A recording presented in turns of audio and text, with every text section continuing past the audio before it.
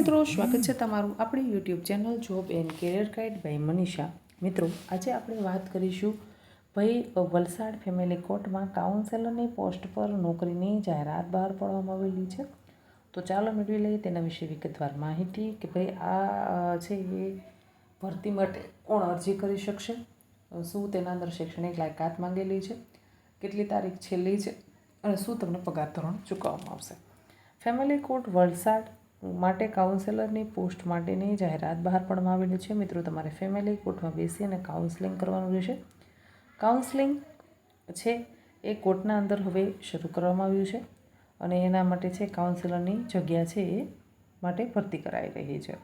શૈક્ષણિક લાયકાતની વાત કરવામાં આવે તો જો તમે MSW કરેલા છે, MA સમાજશાસ્ત્ર સાથે કરેલું છે, તો મનોવિજ્ઞાન સાથે તમે માસ્ટર કરેલા છો તો તમે અરજી કરી શકશો.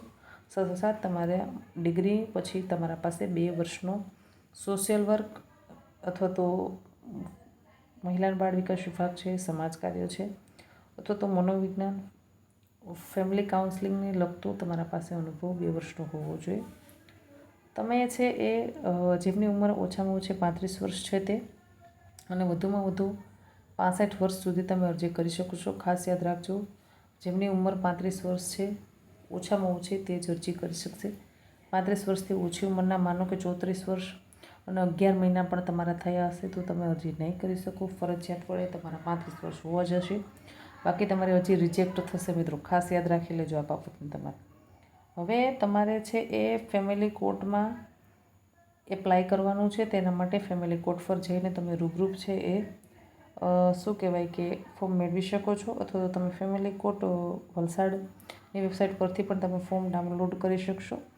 તમારે છે જ્યારે પણ ફોર્મ ભરો છો ત્યારે તમને આના પહેલાં છોટાઉદેપુરની જાહેરાત છે એનો વિડીયો મેં અપલોડ કર્યો છે, તેમાં ફોર્મનો નમૂનો આપેલો છે.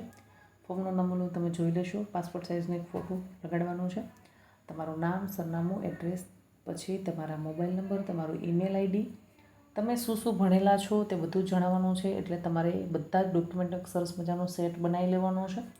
10મા ધોરણનું રિઝલ્ટ, કયા વર્ષે તમે 10મું પાસ કર્યું છે, તમારે કેટલી ટકાવારી છે, ક્યાંથી પાસ કર્યું છે.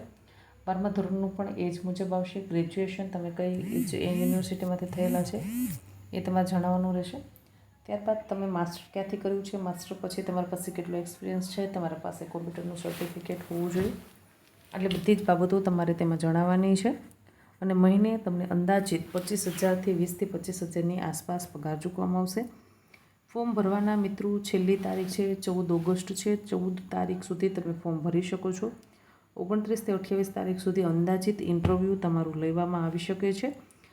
કેમ કે બીજી જે વલસાડ સિવાયની છોટાઉદેપુર છે કે ગીર સોમનાથ જિલ્લો છે તેના માટે જે પણ જાહેરાત બહાર પડાયેલી છે તેના અંદર એ મુજબની ડેટ લખેલી છે. એટલે એ મુજબ તમને જાણકારી આપવામાં આવશે. તમારા મેલ આઈડી અથવા તો કોન્ટેક નંબર પર તમને ફોન કોલ કરીને એ લોકો જણાવશે. વધુ માહિતી માટે તમે ફેમિલી કોર્ટનો રૂબરૂ સંપર્ક કરી અને વિશેષ માહિતી મેળવી શકો છો. આશા રાખું છું કે તમને આ માહિતી પસંદ આવી હશે. જો માહિતી પસંદ આવી હોય તો વિડીયોને લાઇક કરો.